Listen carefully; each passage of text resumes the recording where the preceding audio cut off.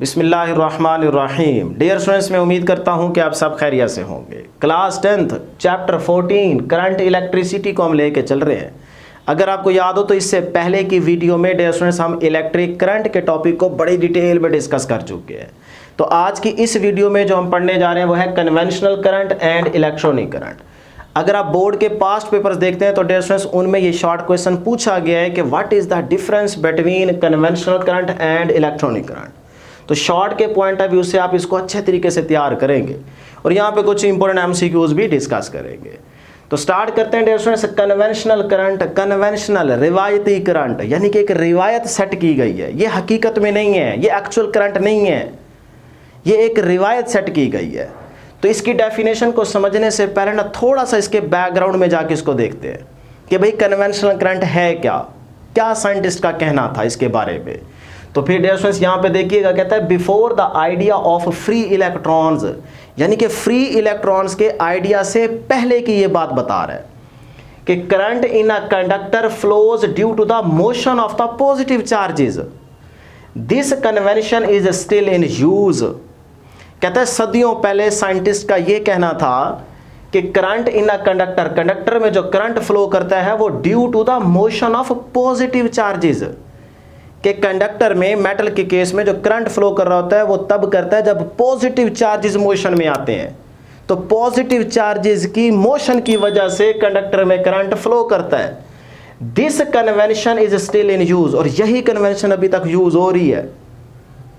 ये उन्होंने नहीं देखा कि वाकई पॉजिटिव चार्ज फ्लो करता है, उन्होंने कहा बस पॉजिटिव चार्ज जब मोशन में आते हैं तो उनकी वजह से जो कंडक्टर में करंट होता है उसे आप कन्वेंशनल करंट का नाम देते हैं, और यही कन्वेंशन उन्होंने सेट कर दी।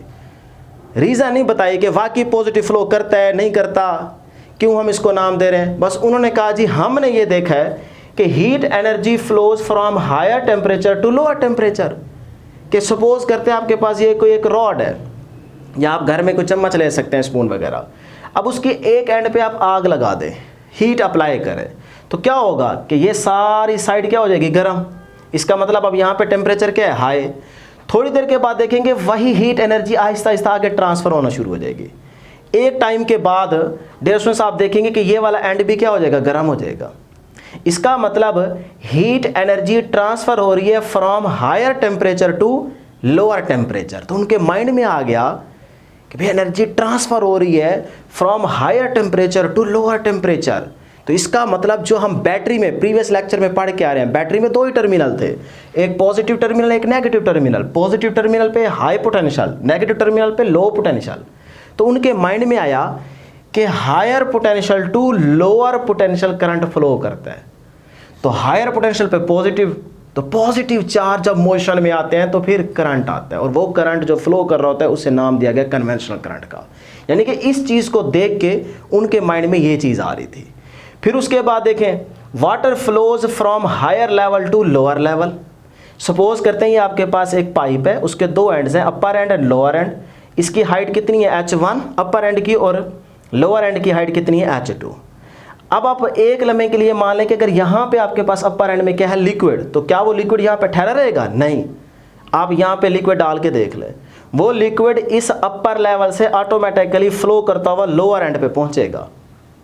तो इसका मतलब देखें higher level to lower level क्या कर रहा है, वाटर फ्लो कर रहा है, higher level to lower level.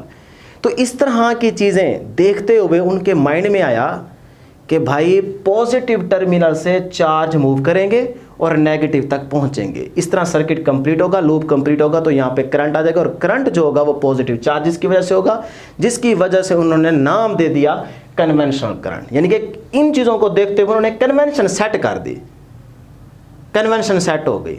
इस वजह से इसको नाम दिया जा रहा है कन्वेंशनल करंट, कि ऐसा करंट जो पॉजिटिव चार्जेस की वजह से होगा और positive terminal to negative terminal of the battery flow करेगा, तो उसे कहते हैं कन्वेंशनल करंट। ठीक है। बाद में बहुत अरसे के बाद फिर साइंटिस्ट ने, जब साइंस ने तरक्की की, फिर साइंटिस्ट ने आके देखा कि यार पॉजिटिव चार्ज तो फ्लो ही नहीं करता, और हम एवं ही कह रहे हैं कि positive to negative charges flow करते हैं पॉजिटिव, और इनकी वजह से जो करंट होता है, ऐसा नहीं है। लेकिन उन्होंने अपने साइंटिस्ट, जो पुराने साइंटिस्ट एक कन्वेंशन सेट करके दे गए थे, उनको भी गलत नहीं कहा, मेरे जैसे और आप जैसे नहीं थे कि एक चीज़ उनको पता चल गई तो उन्होंने कहा जी पहले वाले गलत कह रहे हैं। साइंटिस्ट आसान काम नहीं है, ठीक है ना। ये तख्लीकी जहन के मालिक होते हैं, इनका बहुत बड़ा दिमाग होता है, बहुत ज़्यादा। तो ये छोटी छोटी हरकतें नहीं करते कि यार ये चीज़ मुझे पता चल गई है ना, वो फलाने ने गलत बात की है, बस ये देखें जी मैंने प्रूफ की हुई है। ऐसा नहीं करते वो बड़ों की बात को भी सही मानते हैं। कहते हैं यार उन्होंने ये बात की है ना, इसको भी रहने दो, साथ में ये वाली चीज़ भी चला लो जो कि अब हमें पता चली है। तो सेम उसी तरह कन्वेंशनल करंट भी आज तक चलता आ रहा है, उन्होंने गलत नहीं कहा। इसी के साथ साथ उन्होंने इलेक्ट्रॉनिक करंट को भी बता दिया कि भाई एक्चुअल करंट, असल में करंट ये है। तो अब हम डियर स्टूडेंट्स यहाँ पे इसको डिफाइन करते हैं, इंशाल्लाह आपको समझ आ जाएगी। तो देखें जी, कन्वेंशनल करंट को आप किस तरह से डिफाइन करेंगे। Conventional current flows from higher potential, यानी कि positive terminal to lower potential, मतलब negative terminal, due to the positive charges is called conventional current. ये आपके पास सर्किट है, ये बैटरी लगी और यहाँ पे हमने बल्ब लगा रखा है। अब इस सर्किट में अगर आपका करंट पॉजिटिव टर्मिनल से नेगेटिव टर्मिनल, पॉजिटिव टर्मिनल से नेगेटिव टर्मिनल फ्लो करे तो इस करंट को आप नाम देंगे कन्वेंशनल करंट का। तो ये एक रिवायती करंट है, क्योंकि आपको तो अब पता चल चुका है ना कि पॉजिटिव चार्ज तो फ्लो ही नहीं करता, तो ये एक्चुअल करंट थोड़ी होगा, ये कन्वेंशनल करंट होगा, क्योंकि from positive terminal of the battery to the negative terminal of battery, तो इसको कहते हैं कन्वेंशनल करंट। तो आप डायग्राम भी बनाएंगे पेपर में और डेफिनेशन भी लिखेंगे। अब एक्चुअल करंट कौन सा था हकीकत में, वो होता है नेगेटिव चार्जेस की वजह से, क्योंकि इलेक्ट्रॉन फ्लो करते हैं, फ्री इलेक्ट्रॉन्स। तो dear students, electronic current flows from low potential to high potential terminal या due to the negative charges. दोबारा सुन लें, electronic current flows from low potential to high potential due to negative charges. Low potential का मतलब क्या है, negative terminal, high potential का मतलब क्या है, बैटरी का पॉजिटिव टर्मिनल। तो ये वही सर्किट है। अब देखें, यहाँ पे मैंने नेगेटिव टर्मिनल कनेक्ट कर रखे हैं और यहाँ पे पॉजिटिव। तो ऐसा करंट जो बैटरी के नेगेटिव टर्मिनल से स्टार्ट हो और बैटरी के पॉजिटिव टर्मिनल पे एंड हो रहा हो, तो ये आपका करंट क्या कहलाता है, इलेक्ट्रॉनिक करंट कहलाता है। तो ये है सर्किट का एक्चुअल करंट, क्योंकि इलेक्ट्रॉन्स फ्लो करते हैं। तो इलेक्ट्रॉन्स जब मोशन में आएंगे तो उनकी वजह से जो करंट होगा उसे हम नाम देते हैं इलेक्ट्रॉनिक करंट का। तो सिंपल याद रखें, from positive to negative current क्या होगा, कन्वेंशनल। फ्रॉम अपना negative terminal to positive terminal current कौन सा होगा, इलेक्ट्रॉनिक होगा। तो इस तरह आप 2 नंबर के लिए शॉर्ट क्वेश्चन तैयार करेंगे। अब डियर स्टूडेंट्स, नेक्स्ट है आपके पास heading measurement of current, current की मेजरमेंट। तो वो देखते हैं जी, करंट मेजरिंग इंस्ट्रूमेंट्स। आपकी बुक के अकॉर्डिंग यहाँ पे 2 ही इंस्ट्रूमेंट हैं जिनसे आप करंट को मेजर कर सकते हैं। नंबर 1 गैल्वेनोमीटर और नंबर 2 डियर स्टूडेंट्स आपके पास क्या है, एमीटर। सही है। अब थोड़ा सा यहाँ पे गौर करना, ये बात आपके पेपर में आपसे एमसीक्यूज में पूछी जा सकती है। नंबर 1 गैल्वेनोमीटर की बात करने लगा हूँ। गैल्वेनोमीटर के केस में याद रखिएगा कि गैल्वेनोमीटर जो है ना, ये एक सेंसिटिव इंस्ट्रूमेंट है और यही आपका पहला एमसीक्यू बन जाएगा। और ये बोर्ड के पेपरों में एमसीक्यू आ भी चुका है कि किस तरह का इंस्ट्रूमेंट है, तो आप कहेंगे सेंसिटिव इंस्ट्रूमेंट है। दूसरा पॉइंट याद रखेंगे, use to measure the small current. याद रखिएगा, गैल्वेनोमीटर से आप लार्ज करंट नहीं मेजर कर सकते, बहुत ही थोड़ा करंट आप मेजर कर सकते हैं। और समटाइम्स ना हम इससे करंट मेजर नहीं करते, बल्कि सर्किट के अंदर इसको लगा के सिर्फ देखते हैं कि वहाँ पे करंट है भी सही कि नहीं। तो जैसे ही गैल्वेनोमीटर की डिफ्लेक्शन शो हो रही होती है, नीडल जो अंदर लगी होती है गैल्वेनोमीटर की, वो हिलती है तो हमें पता चल जाता है कि करंट है। बाकी जब मेजर करना हो तो हम एमीटर लगाते हैं, ठीक है। तो बहरहाल थोड़ा बहुत आप मेजर कर सकते हैं। उसके बाद तीसरा पॉइंट है, few milli ampere current is sufficient to cause the full deflection in it. यानी कि याद रखिएगा, फ्यू मिली एम्पेयर तक करंट जो है वो आप गैल्वेनोमीटर से मेजर कर सकते हैं और ये बहुत है। इसके डिफ्लेक्शन रेंज कम होती है, ठीक है, ज़्यादा करंट यहाँ से मेजर नहीं कर सकते आप। उसके बाद डियर याद रखेंगे, आइडियल गैल्वेनोमीटर क्या होता है। आइडियल यानी कि अच्छे वाला होगा ना, तो उसमें मैक्सिमम करंट शो हो रहा होगा, तो इसका मतलब उसकी रेजिस्टेंस जो होगी वो बहुत छोटी होगी, बहुत थोड़ी होगी। तो आप आइडियल गैल्वेनोमीटर के अंदर याद रखेंगे कि it has very small resistance, कि आइडियल गैल्वेनोमीटर में रेजिस्टेंस क्या होती है, बहुत थोड़ी होती है, बहुत कम होती है, जिसकी वजह से करंट वहाँ पे मैक्सिमम शो हो सकता है, ठीक है जी।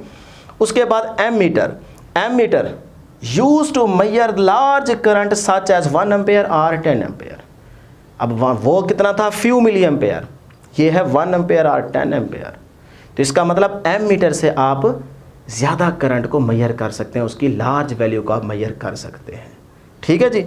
अब डियर स्टूडेंट्स, कनेक्शन कि एमीटर और गैल्वेनोमीटर को आप सर्किट के अंदर कनेक्ट किस तरह से करते हैं, ये भी आपका इंपॉर्टेंट एमसीक्यू है और पास्ट पेपर में आ चुका है। बोर्ड के पास्ट पेपर में अगर आप देखेंगे तो ये एमसीक्यू आ चुका है कि एमीटर और गैल्वेनोमीटर को आप सर्किट के अंदर किस तरह से कनेक्ट करते हैं। ऑप्शंस होंगी parallel, series, both A and B, none, इस तरह से।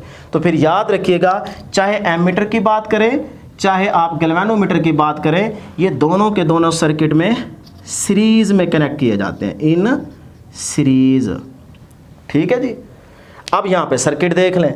देखिए, एक हमारे पास बैटरी है, एक स्विच ऑन कर रखा है हमने, ठीक है, और यहाँ पे एक बल्ब है। ये एक सर्किट बन गया। सपोज करें एक लम्हे के लिए कि एमीटर लगाया हुआ नहीं है, तो ये एक सर्किट क्या हो गया, क्लोज। अब मैं इस सर्किट के अंदर एमीटर लगाना चाहता हूँ, तो आप कहीं पे भी लगा सकते हैं। यहाँ पे लगा लें, यहाँ पे लगा लें, यहाँ पे लगा लें। तो इस तरह कहीं पे भी आप कट करके एमीटर लगाना चाहें तो आप लगा सकते हैं। तो इस तरह से डियर स्टूडेंट्स, ये एमीटर हमने यहाँ पे कनेक्ट कर दिया, तो ये एमीटर सीरीज में लगा हुआ है। ठीक है, ये सीरीज में लगा हुआ है। यहाँ पे आप गैल्वेनोमीटर लगा दें, यहाँ लगा दें, तो वो भी आप सीरीज में लगाते हैं। ठीक है जी। तो एमीटर एंड गैल्वेनोमीटर आप सीरीज में कनेक्ट करते हैं सर्किट के अंदर। ये था हमारा आज का टॉपिक। डियर स्टूडेंट्स, अब याद रखिएगा, जब आप एमीटर को लैब के अंदर देखते हैं तो एमीटर के 2 टर्मिनल भी बने होते हैं, 3 टर्मिनल्स भी होते हैं, 2 रेड कलर के और एक ब्लैक कलर का। ये आप स्क्रीन पे भी यहाँ पे देख रहे हैं। इस तरह का आपके पास क्या होता है, गैल्वेनोमीटर और एमीटर। तो इस तरह के एमीटर में याद रखिएगा, जो आपके पास रेड वाला टर्मिनल आपको नजर आ रहा है, ये जो रेड वाला टर्मिनल है इसे आप पॉजिटिव टर्मिनल कहेंगे, और जो ब्लैक कलर का आपके पास टर्मिनल है ये आपके पास नेगेटिव टर्मिनल होगा। तो जब भी आप एमीटर को बैटरी के साथ कनेक्ट करते हैं तो पॉजिटिव टर्मिनल को पॉजिटिव टर्मिनल के साथ कनेक्ट करते हैं और नेगेटिव टर्मिनल को नेगेटिव के साथ कनेक्ट करते हैं। तो फिर से सुन लें, रेड कलर का जो टर्मिनल होगा वो कौन सा होगा, पॉजिटिव। ब्लैक कलर का टर्मिनल क्या होगा, नेगेटिव, पर मेंशन किया होता है। तो ये थी डियर स्टूडेंट्स हमारे पास आज के इस टॉपिक की डिस्कशन। उम्मीद करते हैं कि आपको ज़रूर समझ आई होगी। आज के लिए इतना ही, दुआ में ज़रूर याद रखिएगा। और अभी तक अगर आपने इस चैनल को सब्सक्राइब नहीं किया तो काइंडली ज़रूर इसको जल्दी से सब्सक्राइब कर लीजिए। Thank you.